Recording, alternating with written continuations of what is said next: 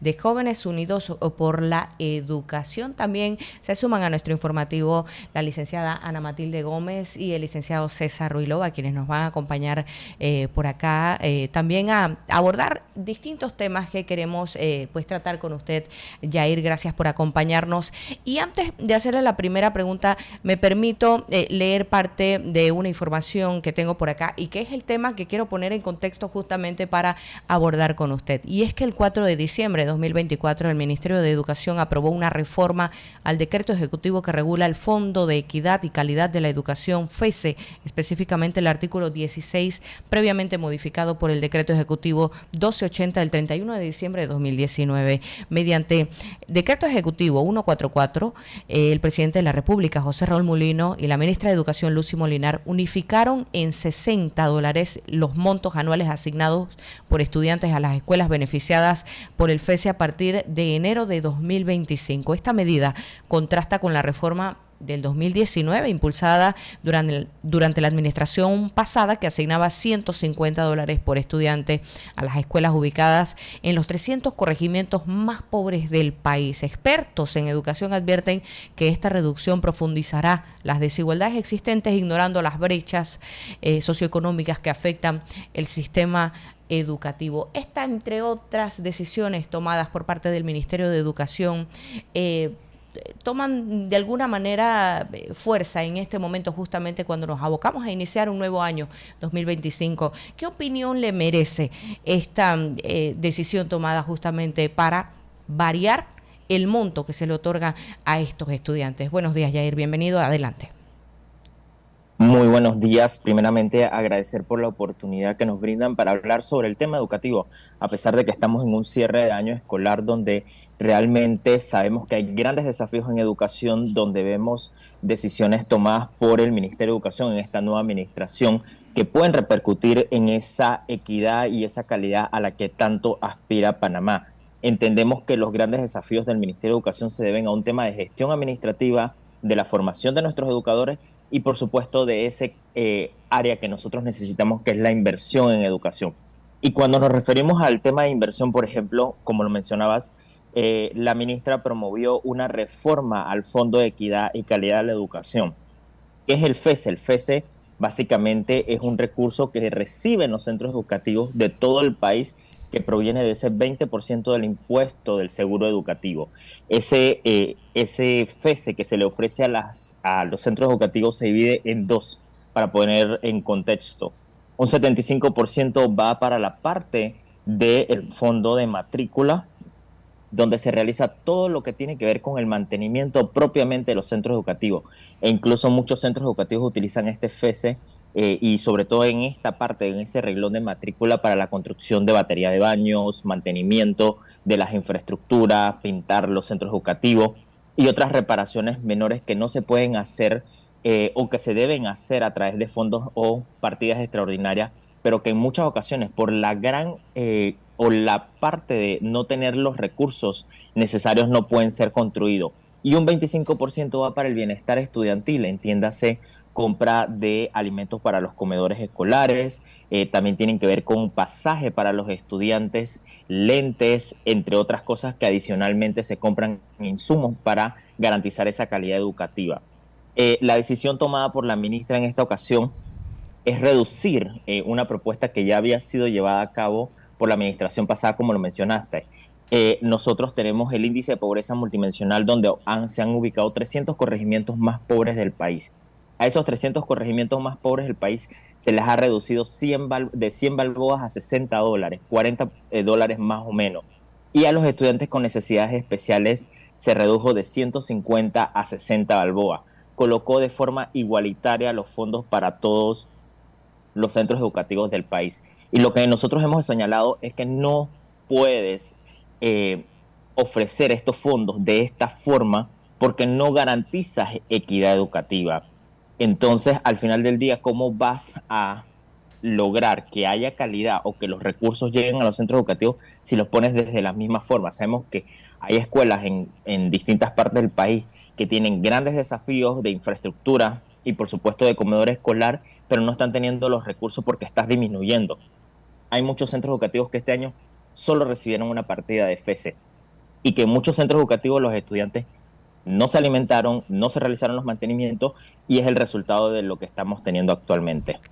Yair, y justamente quiero sumar a esto. Dice por acá, mientras una escuela en la ciudad de Panamá, con aproximadamente 1.500 estudiantes, recibirá $90.000 anuales, una institución en una comarca, por ejemplo, con 150 estudiantes, subsistirá con solo $9.000. Definitivamente la brecha sigue creciendo si seguimos en base a esta decisión. ¿Qué podemos hacer? ¿Qué es lo urgente a definir en torno a esta propuesta? Claro que sí, lo que nosotros hemos realizado lo hicimos a través de un comunicado a través de nuestra cuenta, es poder indicarle a las autoridades educativas la inmediata revisión y reconsideración del decreto ejecutivo número 144 del 4 de diciembre de 2024 y el restablecimiento de la asignación de 100 balboas por estudiante a los 300 corregimientos más pobres del país y 150 a los estudiantes con necesidades educativas.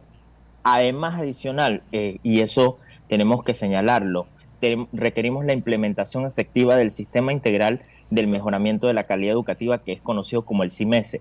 El CIMESE tiene muchos componentes y podemos ir profundizando en ellos.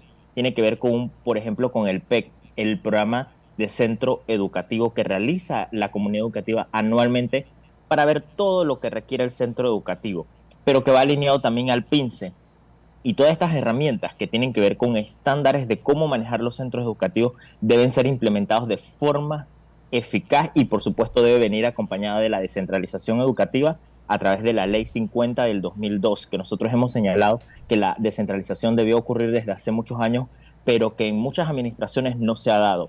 Lo cuarto es ese fortalecimiento del personal técnico en las partes de las direcciones regionales. Muchos directores, y lo veíamos en muchos titulares, el FESE tiene grandes fondos pero no han sido ejecutados, y eso se debe a que propiamente las oficinas de FESE y la parte administrativa de las distintas regionales no cuenta con el personal técnico para que vaya a hacer las evaluaciones a los centros educativos.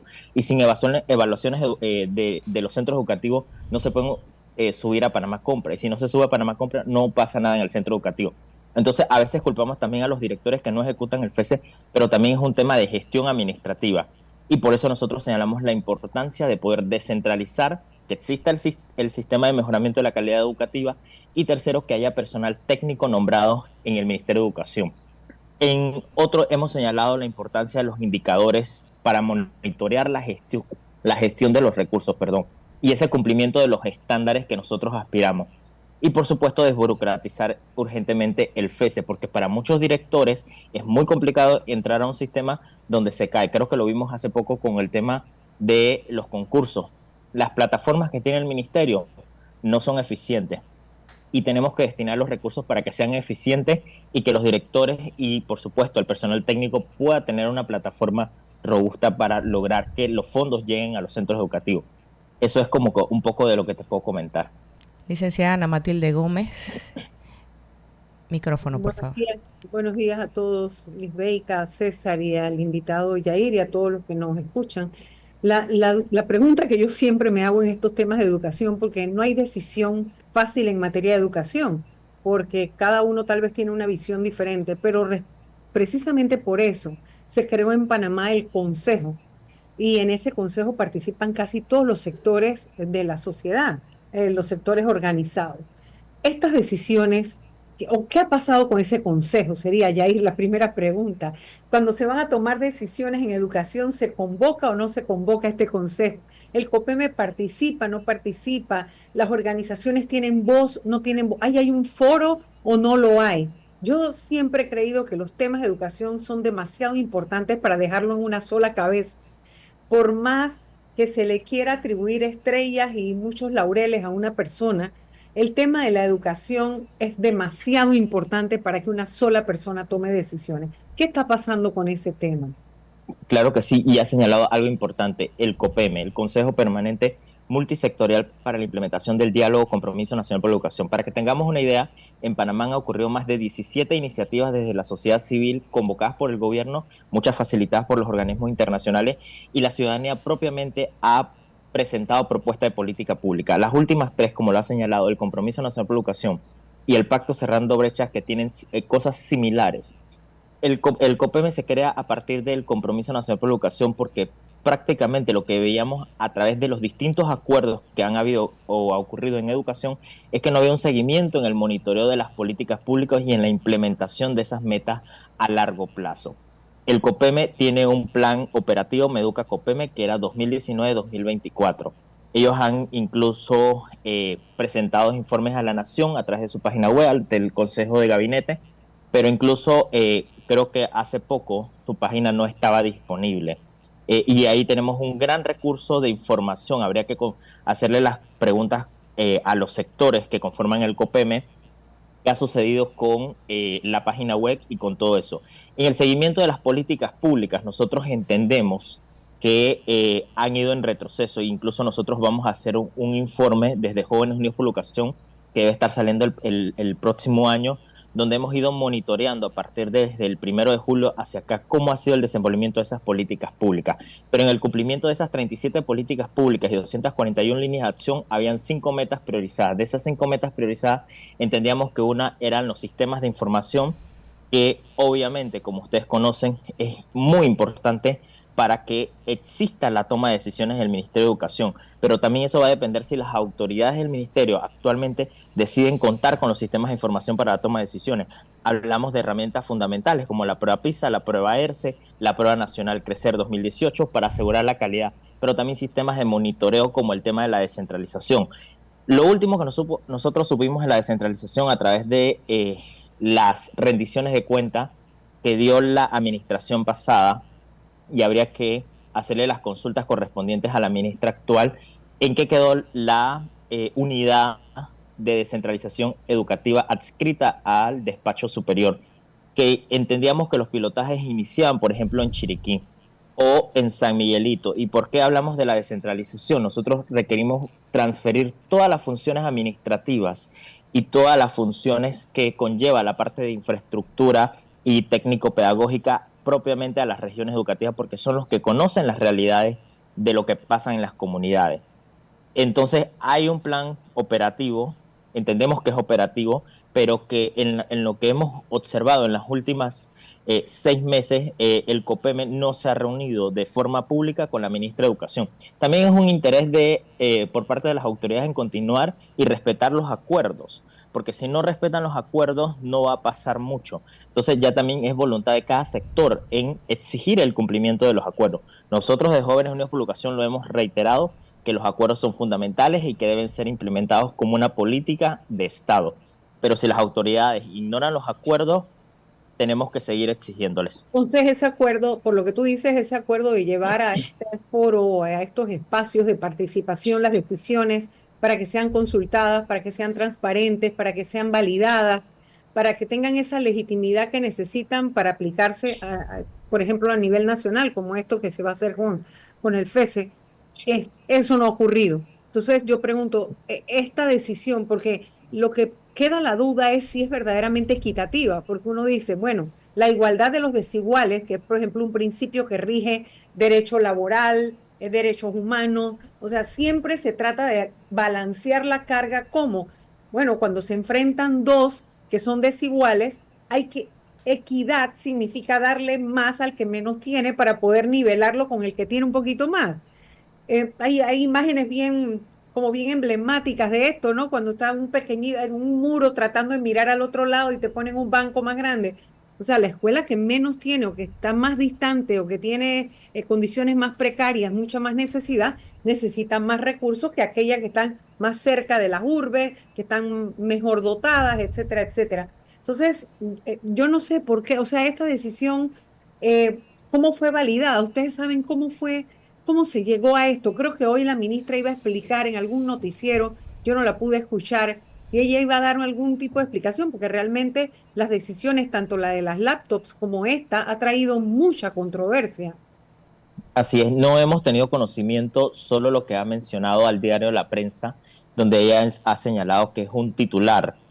Al igual que en los medios de comunicación, en TVN ella dio una entrevista donde hablaba de la uniformidad para todos los centros educativos, pero nosotros no podemos hablar de uniformidad para todos los centros educativos. Por ejemplo, y había lo que mencionaba la licenciada en uno de los casos que nosotros hicimos el análisis. ¿Qué ocurre cuando nosotros asignamos 150 balboas a un centro educativo en Hualaca, Chiriquí. En Ujú. Hualaca, Chiriquí tiene 150 estudiantes. Multipliquemos 150 por 150, 150 nos debe dar a 22.500 más o menos.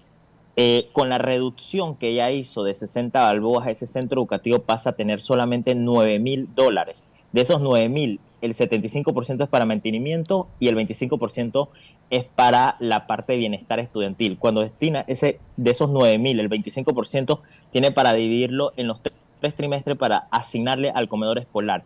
Muy Wow. pocos recursos para que un estudiante de un lugar de difícil acceso pueda comer. Entonces, esa es la disparidad de lo que nosotros no comprendemos en la toma de decisiones. Puede ser la falta de análisis por parte de las autoridades en cómo está el sistema educativo. Y solo para dar una mirada, porque cuando veíamos estos datos, y sobre todo en regiones como Hualaca, que pertenece a los corregimientos más pobres, en esos lugares, 1 de cada 6 niños menores de 5 años sufre de desnutrición Ujú. crónica y la desnutrición es 2.5 veces más en las comarcas indígenas.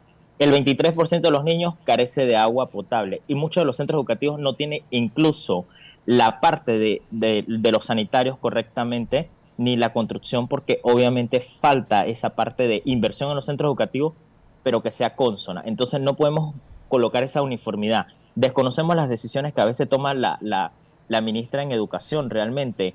Puede ser porque hace falta diagnóstico, pero sabemos que los diagnósticos existen, orientación o falta de poder ejecutar las políticas públicas ya consensuadas. Yo creo que es muy importante señalar nuestra posición de que nosotros no creemos más en más diálogo, sino en ejecutar las más de 17 iniciativas que desde 1995 señalan los mismos problemas en educación y que creo que todos hemos estado muy claros que en Panamá realmente el tema educativo no es prioritario para muchos, porque al momento de educar a los jóvenes, educar a los niños y tener un pensamiento crítico van a elegir las cosas correctas.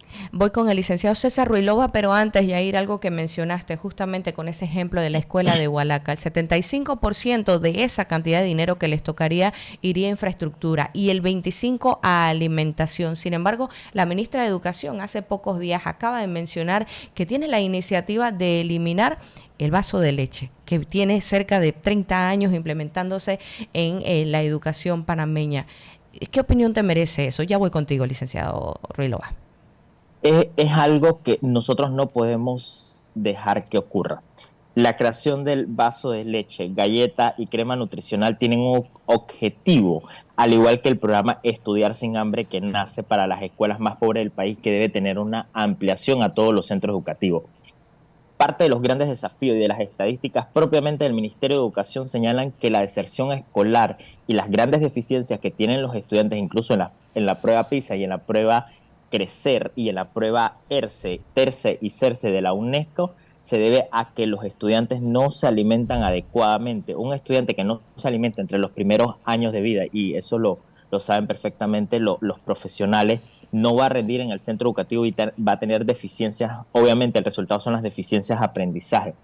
Entonces nosotros no podemos llegar y eliminar esta serie de programas, sino que tenemos que ampliar la cobertura cuando sabemos que la población en Panamá, muchos de los niños que asisten a los centros educativos, para no decir que más del 70%, van por la alimentación a los centros escolares. Incluso aquí mismo en la ciudad, no tenemos que irnos muy lejos, escuelas que sabemos que están aquí mismo en Panamá, los estudiantes asistan porque en sus casas no hay alimentación. Entonces nosotros no podemos venir a eliminar esta serie de programas que tienen un objetivo, que tienen un diagnóstico claro de la realidad que pasan los niños. Y lo que mencionaba es eliminarlo, pero suplir por un plato de comida diferente. Ahora, esto lleva toda una logística justamente para implementarlo en todos estos centros educativos a lo largo y ancho del territorio panameño. Licenciado César Ruilova, adelante. Saludos, buenos días, Lisbeika, Ana Matilde, Yair, buenos días a todos los que nos escuchan en la mañana de hoy. Mira, hace un tiempo pude ver un documental de los estudiantes suecos que al parecer ya están retornando a los libros físicos porque la medida de digitalizar el proceso de educación ha generado algún contratiempo y hoy ellos están, bueno, utilizando libros físicos. Lo digo porque entonces presumo que se estudian, se estudian se verifican, se miden los criterios y las decisiones que se toman en materia de educación en estos países desarrollados. Hay criterios para medir. Bueno, esto está causando un efecto negativo, esta digitalización, los muchachos no están pensando y optamos por acá volvemos y damos, ¿no?, vuelta a lo mismo, ¿no? Yo tengo no sé cuántos años de estar escuchando los mismos problemas, los mismos percances, y entonces empiezo a preguntarme, o es un problema de inteligencia o es un problema de voluntad política. Entonces, si Yair me dice a mi nombre, pues si es que existen ya todos los diagnósticos, existen ya todos los elementos, entonces me queda solamente la única opción, que es falta de voluntad política. Y cuando empiezo a trabajar sobre la voluntad política, es decir, la voluntad política de quién o de quiénes, bueno, la voluntad política del Estado panameño, que todavía no ha comprendido que el asunto de la educación es un asunto de largo alcance, no de un gobierno, no de un ministro, una ministra que llega y se sienta allí como si fuese una monarquía y hace lo que le venga en gana. Entonces, ¿cómo resolvemos, Yair? Porque visibilizamos el problema de que sea de Estado o es un asunto de gobierno. ¿Qué hacer? ¿Hacia dónde ir? ¿Cómo este tema del seguro social, que ha generado la participación ciudadana masiva? Entonces, ¿cómo hablamos de educación y lo establecemos para que sea un diálogo de Estado? ¿Qué hace falta, Yair? Ayúdanos a comprender qué hace falta, porque yo sigo sin entender. Sí, y mira, has señalado algo importante como el tema de la Caja del Seguro Social, y realmente las autoridades y los que están dirigiendo sabemos que tenemos que resolver el tema de la Caja del Seguro Social. Pero si nosotros no educamos con calidad y equidad a los más necesitados y a toda la población, no ofrecemos las competencias incluso a los estudiantes que están en cuarto, quinto y sexto año, y a la premedia, los jóvenes no van a, y aquí está, sé que va después una entrevista al señor René Quevedo, el joven no va a tener las competencias, no va a ingresar a un mundo productivo, por ende no va a cotizar en la Caja del Seguro Social. O sea, esto es un tema de seguimiento de una trayectoria escolar para que tenga realmente las competencias y pueda ingresar a un mercado laboral. Y vemos lo que hemos visto en esta administración, es que tenemos que poner prioridad a la educación y ejecutar las políticas públicas. Es un tema de voluntad política desde el punto de vista de nosotros, porque ya tenemos todas las herramientas necesarias. Nosotros creímos mucho en el presidente Mulino en su momento cuando mencionó en una entrevista con Dorcas de la Rosa que los que iban a dirigir el Ministerio de Educación eran personas que sepan gerenciar y administrar, porque sabemos perfectamente que la prueba PISA, que sé que a muchos no les gusta, la prueba nacional Crecer y la prueba ERCE, señalan que los grandes desafíos del MEDUCA es un tema de gestión, es la gestión, y tú necesitas personas que sean capaces de gestionar, capaces de ejecutar lo ya consensuado entre todos los sectores y ese acompañamiento que debe dar el Consejo Permanente Multisectorial. Pero si nosotros ignoramos los diálogos, ignoramos el Consejo e ignoramos las propuestas y los señalamientos que te hace la propia ciudadanía, los sectores, realmente no va a pasar nada, porque las decisiones en este minuto ya le correspondería al presidente tomar esa decisión de qué realmente va a pasar en el Ministerio de Educación, después de una serie obviamente, de escándalos que hemos observado, y que son pocos porque estamos en inicio de año de gobierno, pero entendemos que es un tema de voluntad política. Los diálogos están y lo que tiene que suceder es ejecutarlo.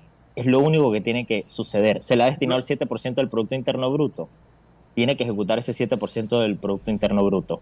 ¿Dónde están las asociaciones de padres de familia en esta ecuación, Yair? En la Asociación de Padres de Familia, eso es una pregunta muy válida. Habría que preguntarle a la Confederación qué opina sobre el tema. Yo pienso que ellos tienen una postura muy importante porque son los que están dentro de los centros educativos en conjunto con la comunidad educativa y los que firman el FESE también. Y sé que deben dar una postura sobre el tema porque al reducir para las escuelas más pobres y a los estudiantes con necesidades especiales van a tener mayores limitaciones, y ellos, en teoría, muchos de los trabajos que hacen en los centros educativos son ellos quienes colocan el dinero en muchas ocasiones. Y ellos son miembros del COPEME también, pero si están silenciados o nadie los consulta, muy poco pueden hacer. Y volvemos al círculo vicioso de que así como son los padres de familia de las escuelas más pobres o donde están los hijos con mayores carencias, son los padres con menor capacidad de voz, porque no precisamente esas carencias hacen la inequidad de que no tienen acceso a los medios, no pueden comunicar adecuadamente o tienen limitaciones propias de la vida diaria, ¿no? Entonces yo creo definitivamente, César, Yair, Lisbeika, ahí veo que está René también, que esto es un tema fundamental para el país. O sea, yo insisto en que son temas demasiado importantes para que a una sola persona se le atribuya esa facultad tan grande de decir que no tiene que consultar con nadie o que se le va a validar todo lo que haga porque es el que sabe. Y eso puede traer consecuencias negativas, ¿no? Sobre todo cuando para atraer inversión extranjera, y aquí ya vendrá Quevedo a decirnos con su especialidad en el tema, pero para atraer inversión extranjera, que es lo que puede ayudar realmente a darle una inyección fuerte a la economía, lo que hay es que demostrar que tenemos una meta en calidad y equidad de la educación que nos puede catapultar para ofrecer mano de obra como se está requiriendo, ¿no? Con personas preparadas en distintos temas. Y coincido con César, los países que han tenido la educación como una prioridad en su gestión de gobierno, que son los que marcan los mejores índices mundiales, ya están de vuelta con ese tema de las computadoras y demás porque se dan cuenta que es un factor de distracción en los elementos fundamentales de la educación. Ya Pero están de vuelta y nosotros ni siquiera de ida. Porque entonces, hombre, la educación va a ser la estrella del gobierno, bueno, un eslogan de campaña, ¿no? Los que saben van a ir a educación y no caemos en la trampa esa de la retórica, de la narrativa y cada 5 años en cada proceso establecen el concepto de educación como un elemento, pero electoral o electorero. Entonces, estoy muy preocupado. Yo soy un autodidacta, yo estudio todos los días, me preocupo, lo único que sé es que no sé nada, pero bueno, la gente no, nada. No sé, en el tema de la lectura, la gente no quiere leer más de 100 o 250 caracteres. Ojalá que estas redes sociales ya vayan ampliando el margen de los mensajes para que sea un poquito más y la Y gente hay, pueda leer un poquito más, ¿no? Va al bueno, son y al y hay ton. un trasfondo, y hay un trasfondo también político-económico, César, porque en la medida que tú tienes una población que no se educa o que no recibe la información o que la información que recibe no cuenta con las herramientas para procesarla y digerirla, no participa y no cuestiona. Claro, ¿Cuántos jóvenes pueden estar a nivel de Yair de poder cuestionar profundamente un tema o especializarse en un tema? Tenemos varios, sí, salen, pero no, ellos no se dan abasto por todo el país para todas las gestiones claro. tan torpes, Pero la gestiones diferencia públicas. es que la información está allí ahora, está a la mano, ¿no? Y se requiere la participación de todos. Por eso pregunto a los padres de familia, ¿qué hacen? Si están en una organización y eso no tiene vida democrática, no tiene ningún impacto, bueno, entonces hay que poner adelante y decir, mira, nosotros como asociación tenemos una voz aquí autónoma y esto está pasando y vamos a exigir la presentación al menos de los criterios del sentido común de las decisiones que se toman. Y no me hace sentido común cuando usted reduce una cobertura y no va a haber plata. Es la lógica, ¿no? ya- Pero ¿cuál es Sí, el criterio para adoptar esa decisión? Todavía ellos no la hacen. y lo ha mencionado claramente, el criterio no lo conocemos, pero sí reconocemos que los grandes diálogos han mencionado que se deben asignar más recursos, incluso parte de lo que se ha señalado cuando se le asignaron estos recursos del FESE a los centros educativos provenía del Compromiso Nacional por la Educación y de este ente que es COPEME.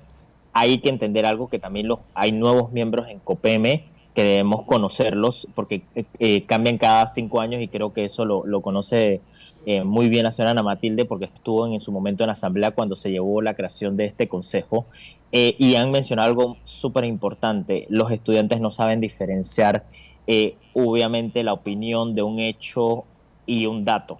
Eso es lo que nos dicen las pruebas prácticamente en la prueba ERCE e incluso la prueba PISA. Y yo tengo que hacer un señalamiento porque en 2009, cuando se hizo la primera prueba, se hablaba de que se necesitaba un currículo basado en competencias y habilidades. Ese currículo que mencionaba PISA en 2009 y la transformación del sistema educativo, que por eso cuando se señala qué hemos hecho con los resultados, habría que preguntarle también a la ministra qué ocurrió entre 2010 a 2014. Se sabe que hubo una reforma en el área curricular, pero que esa área curricular cuando se hizo la reforma es el resultado de ERCE 2019 y de la última prueba PISA. Entonces no tomamos en práctica lo que decía ni PISA, ni ERCE, ni TERCE en su momento. Entonces, eliminar o hacerlo de esta forma como ha estado pasando no es lo mejor para el sistema educativo. Estamos creando mayores desigualdades y perfectamente, como lo dijo la licenciada Ana Matilde, un país que desea atraer inversión a Panamá y no hemos estado entre los puntajes más altos cuando analizamos el índice de competitividad global, que uno de sus pilares es educación y obviamente la parte de salud, que son esas dos, no está teniendo lo que requiere, los países no van a invertir. Entonces tenemos que prestarle mucha atención a estos dos temas que son prioritarios, pero que deben ser atendidos obviamente desde el Ejecutivo, que a pesar de nosotros hablar sobre el tema y nosotros estar el día de hoy, las decisiones tienen que ocurrir y deben ser ejecutados esos diálogos, pero que la gente que lo haga sepa lo que esté haciendo, que sean gente capaz, altamente técnica en el tema y que conozcan del tema y no tomar decisiones arbitrariamente como han estado ocurriendo. Yair, solamente para cerrar justamente porque ya no me queda tiempo y eran dos preguntitas que te quería hacer, las condiciones de las escuelas para el próximo año y si existe un plan para modernizar la educación en nuestro país. El plan existe, te respondo desde la primera, el plan existe, el Compromiso Nacional por la Educación, el Pacto Cerrando Brechas, tenemos incluso los acuerdos de la concertación nacional desde el 2005 y las propuestas que ha hecho la juventud, 24 para el 24 y por supuesto 19 para el 19, propuestas ampliamente con una visión de todos los sectores en términos de cómo están las escuelas. Sabemos que el informe que dio el Defensor del Pueblo es que el 91% de las escuelas no está apta. Hay muchas escuelas cayéndose, vemos por ejemplo el Pinate o por ejemplo el José Antonio Sucre en Chiriquí que no fueron terminados o muchos centros educativos que actualmente adolecen. Entonces la parte de la infraestructura definitivamente está muy mala y no cumple con los requerimientos. Sabemos que incluso hay centros educativos que no tienen agua, no tienen comedor, no tienen una sanidad adecuada. Y en términos, por ejemplo, de conectividad, sabemos que más del 45%, solamente el 45% de las escuelas tiene internet y muchas de esas escuelas tampoco tienen electricidad. Entonces, las decisiones que sean tomadas en este año, entendámonos enero y febrero, para que las escuelas estén listas en marzo, que inicia el año escolar, deben estar con ese estándar a lo que aspiramos, pero no sabemos si eso va a ocurrir realmente. Muy bien, gracias a Yair por acompañarnos esta mañana. Yair Velázquez de Jóvenes Unidos por la Educación, justamente abordando el tema de la educación, columna vertebral para el desarrollo de cualquier nación, en este caso de nuestro país. Nosotros vamos a actualizarnos en materia deportiva. Vamos a Azuero, vamos a actualizarnos desde Azuero, cambio comercial y regresamos con mucho más. Ya está con nosotros René Quevedo para abordar otros temas interesantes.